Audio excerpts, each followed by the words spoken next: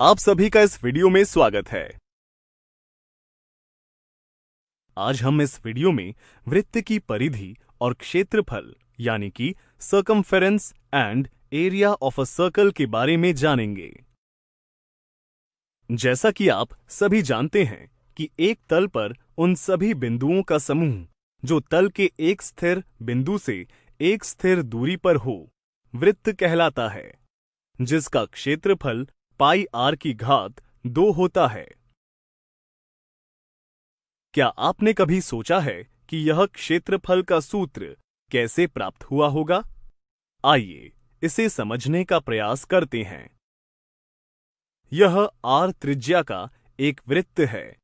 यदि इस आर त्रिज्या वाले वृत्त को R1, R2, R3 इत्यादि त्रिज्या वाले अंतःवृत्तों यानी कि इनर सर्कल से भर दें तो यह हमें कुछ इस प्रकार का दिखाई देता है।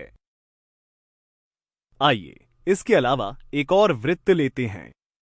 यदि अब हम इस वृत्त को किसी एक हिस्से पर से काट दें और इसे सीधे करें तो हमें एक सीधी रेखा यानी स्ट्रेट लाइन मिलती है, जो कि वृत्त की परिधि यानी परिमाप है।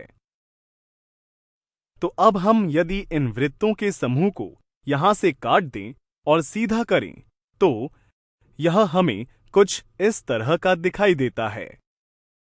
यहां आप देख सकते हैं कि बाह्य वृत्त इस आकृति का आधार है और अन्य आंतरिक वृत्त भी यहां क्रमशः एक दूसरे पर स्थित हैं।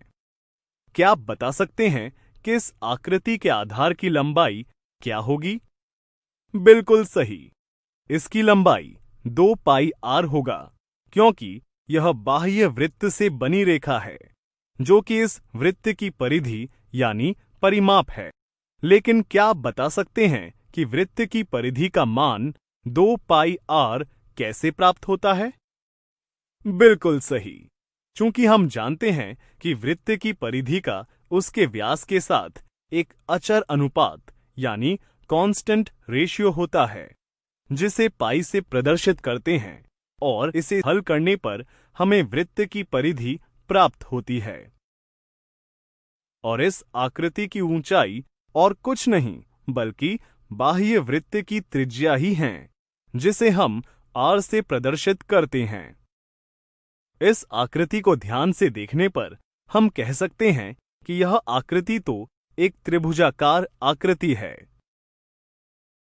तो क्या आप बता सकते हैं कि इस त्रिभुजाकार आकृति का क्षेत्रफल हम कैसे ज्ञात कर सकते हैं? शाबाश, चूंकि हम जानते हैं कि त्रिभुज का क्षेत्रफल 1/2 गुना आधार गुना ऊंचाई होता है। इसलिए क्षेत्रफल के सूत्र में इस त्रिभुज के आधार और ऊंचाई के मान रख हल करने पर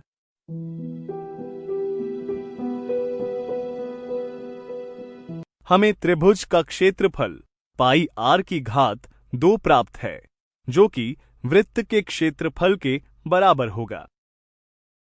तो अब आपको समझ आ गया होगा कि वृत्त का क्षेत्रफल पाई आर की घात 2 कैसे प्राप्त हुआ। क्या आप अपने आसपास की इन वृत्ताकार वस्तुओं का चित्र बनाकर उनका क्षेत्रफल ज्ञात कर सकते हैं?